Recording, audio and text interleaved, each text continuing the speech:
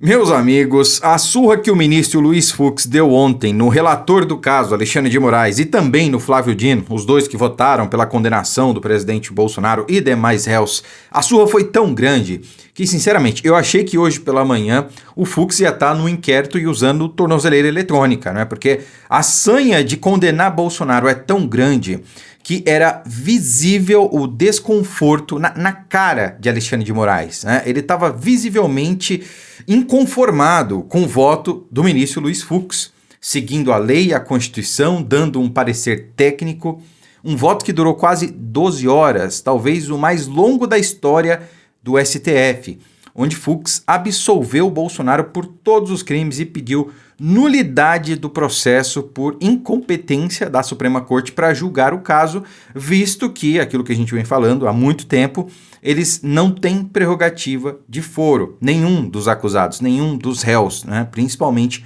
Bolsonaro. Fez um comparativo entre Lula, que à época, enquanto ex-presidente, respondeu na justiça comum, e que demorou mais de 7 anos, desde o início do processo até a sua condenação, né, no âmbito da Lava Jato, operação e tudo mais. E agora, no caso do presidente Bolsonaro, em 6 meses, já abre-se o processo, já se condena, inclusive ele já está até preso. Então isso incomodou muito, né? Foi realmente uma surra jurídica, uma surra de direito em Alexandre de Moraes e Flávio Dino.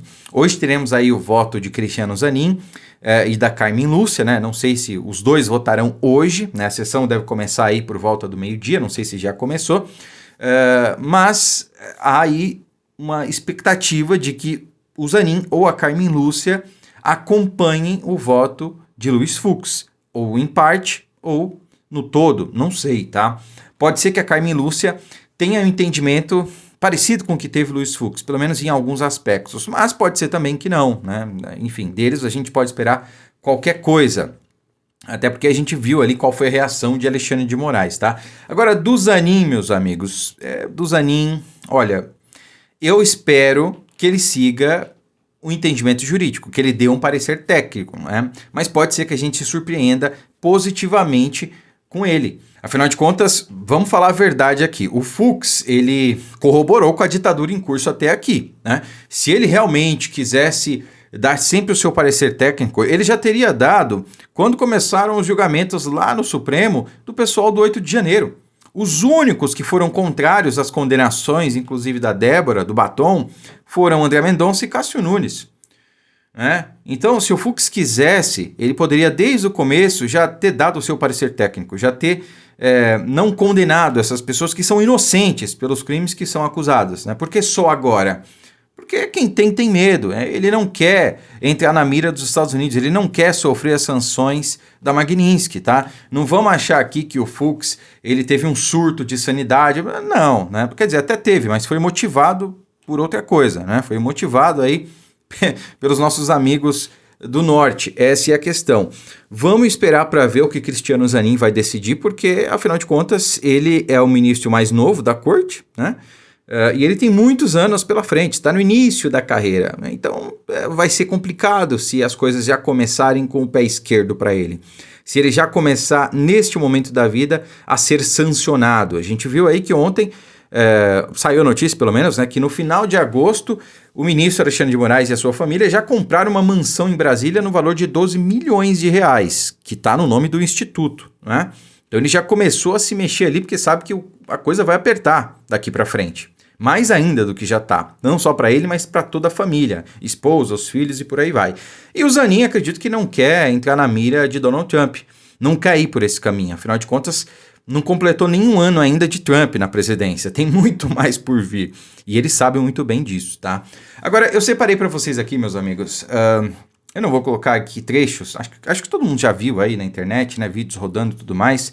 Do voto do Luiz Fux, né? Mas eu separei aqui algumas frases que vale a pena comentar. Porque o Fux realmente, apesar da gente saber que não foi necessariamente espontâneo, né? Ele teve aí uma ajuda da Magnitsky, digamos assim, ele honrou a toga ontem. Ele de fato deu um parecer técnico, um voto memorável. E foi uma aula de direito para todos nós, mas principalmente para Alexandre de Moraes. Ele sambou na cara de Alexandre de Moraes, né? Então olha só, eu separei algumas frases aqui. A primeira delas: Não compete ao STF realizar um juízo político. Isso aqui foi um recado claro a Alexandre de Moraes. Conveniente ou inconveniente, apropriado ou inapropriado. Compete a esse tribunal afirmar o que é constitucional ou inconstitucional, legal ou ilegal. É isso aí. Mais uma frase. Os réus desse processo, sem nenhuma prerrogativa de foro, perderam os seus cargos muito antes do surgimento do atual entendimento. O atual entendimento é recentíssimo, é desse ano. E os fatos são de 2023. Em alguns, até de 2022. Como é que entendimento desse ano pode abarcar os fatos daquela época? É surreal isso, né? Continua, mais uma frase. A minha primeira preliminar, ela anula completamente o processo por incompetência absoluta. Absoluta. Isso aqui é um precedente para que a gente paute a anulação desse processo. E num futuro próximo, né? Não estamos falando aí de anos depois, não, como foi o caso da Lava Jato. E também corrobora com um parecer para a anistia. Inclusive a CPI da Vaza Torga, ou seja, muita coisa pode advir desse voto do Fux, importantíssimo. Mais uma frase. Salta aos olhos a quantidade de material probatório apreendido. Foi um verdadeiro tsunami de dados, bilhões de páginas entregues às defesas sem prazo exíguo, ou seja, sem prazo possível para ser analisado. A defesa teve o cerceamento, e o ministro Luiz Fux falou isso com todas as letras. A gente vem cantando essa pedra há muito tempo. É humanamente impossível se analisar, no prazo que foi dado, todos os autos. Essa é a questão. Enquanto a PGR, a Polícia Federal, teve meses e meses e meses. A defesa teve 15 dias para ler todo o material, a peça da acusatória e preparar a sua defesa. Surreal. Mais uma frase. O juiz deve acompanhar a ação penal com distanciamento, não apenas por não dispor de competência investigativa ou acusatória, como também pelo necessário dever de imparcialidade. Quem aqui pode dizer que Flávio Dino é imparcial? O cara era membro do Partido Comunista do Brasil, membro do governo Lula, amigo pessoal de Lula de longa data, foi ministro do governo Lula, disse que Bolsonaro estava mais próximo do diabo, sempre fez ataques a Bolsonaro, foi governador do Maranhão por 2 mandatos, e o Maranhão é o estado mais miserável do Brasil, né? Tá pau a pau, assim como todos os outros do Nordeste, lamentavelmente, né? Eu falo isso porque eu sou nordestino, eu venho do Piauí, saí de lá justamente porque é uma terra que não tem condições. Os governos de esquerda lá do Nordeste deixam o povo na miséria, justamente para se manter no poder. É a miséria que mantém a esquerda no poder. É a miséria que mantém a esquerda sempre eleita e reeleita, né? E com Flávio Dino não foi diferente. Então, dá para dizer que Flávio Dino é imparcial para julgar Bolsonaro? Pelo amor de Deus. Alexandre de Moraes, o cara tem ódio por Bolsonaro. Visivelmente, você vê que isso é uma vendetta, é uma vingança. É algo pessoal, não tem nada de jurídico, é puramente político. Não dá para dizer que isso é imparcial. E aí tem mais algumas frases aqui, ó. Um acusado não pode ser responsabilizado por um dano provocado por terceiro, especialmente se não houver prova de qualquer vínculo ou determinação direta. E digo mais, não tem como você ser responsabilizado, por exemplo, por vandalismo, sendo que você estava a 5.000 quilômetros do local que foi vandalizado. Bolsonaro estava nos Estados Unidos no dia dos fatos, no dia do 8 de janeiro, né? Então beira ao ridículo, à insanidade. Quem diz que Bolsonaro é responsável por isso, juridicamente falando, tem que ser internado. Essa é a questão. Continua. Aqui reside a maior responsabilidade da magistratura, condenar quando há certeza e, o mais importante, humildade para absolver quando houver dúvida. Indúbio pro réu. Essa é uma máxima jurídica que todo mundo do direito deve levar a sério. Mas no STF a gente não vê isso acontecendo. Continua. A denúncia não narrou em qualquer trecho que os réus pretendiam praticar delitos reiterados de modo permanente, como exige o tipo de organização criminosa. Alexandre de Moraes está ignorando a tipificação penal.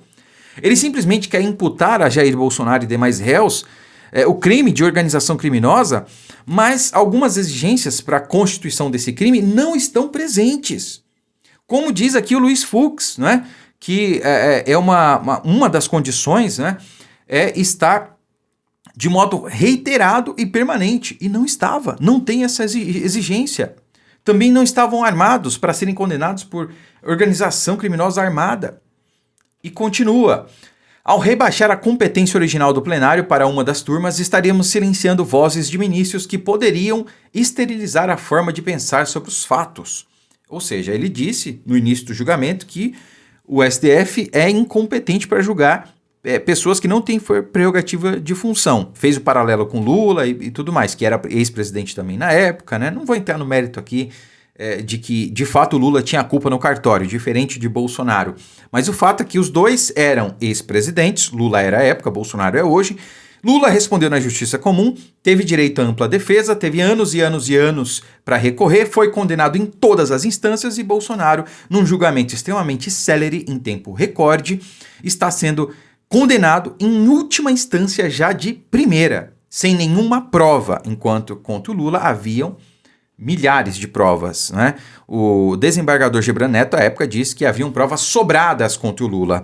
E a diferença é, hoje, contra Bolsonaro, nós temos 70 terabytes de documentos, mas não necessariamente de provas. Essa é a questão. Prova não há uma. A única prova seria essa minuta do golpe, que, como muito bem disse também Luiz Fux, é apócrifa e baseava-se na possibilidade, no estudo de se instaurar uma GLO, um estado de sítio ou de defesa, que são prerrogativas constitucionais, estão aqui o estado de defesa, por exemplo, mas que necessitava de anuência do Conselho da República, aprovação no Congresso e sequer a provocação do Congresso para aprovar um estado de defesa foi cogitado.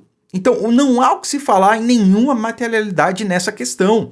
Repito, é loucura, beira o ridículo e merece ser internado quem disser que realmente houve uma tentativa de golpe e que Bolsonaro chefiava todo o esquema. Novamente, não é nenhum mérito, digamos assim, mas o Fux honrou a toga. Por que eu digo que não há nenhum mérito? Porque, como disse Bolsonaro, não é mérito ser honesto, é obrigação. Não é mérito honrar a toga, Luiz Fux, é obrigação. E o senhor cumpriu a obrigação, então não deveria, mas meus parabéns por isso. Curta, comente, compartilhe o vídeo, fiquem com Deus e até a próxima.